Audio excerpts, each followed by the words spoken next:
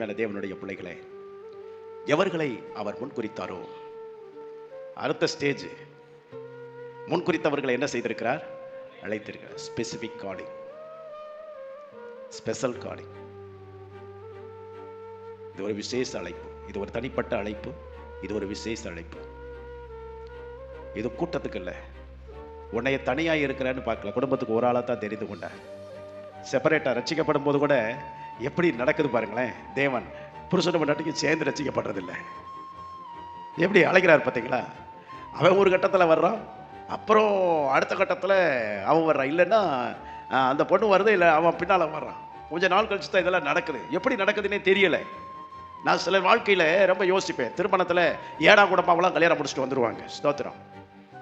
நான் நினைப்பேன், என்னடா இவங்க கல்யாணம் பார்த்தா இப்படி நடக்குது, இவங்க பார்த்தா இப்படி லவ் மேரேஜ் பண்ணியிருக்காங்க, ஆனால் இழுத்துட்டு வந்து குடும்பமாக இன்றைக்கி தேவன் உட்கார வச்சிருக்கிறாரு அப்படின்னு நான் யோசிப்பேன். எப்படி இப்படி எல்லாம் இவனுங்களை தேவன் பிடிச்சிருக்கிறாருன்னு சொல்லி தான் இவங்களை கோர்த்து விட்டதே. அங்கே அப்படி ஏற்கனவே கோர்த்து விட்டதுக்கு காரணமே அதான். பிரைஸ் காட், அல்லேலூயா.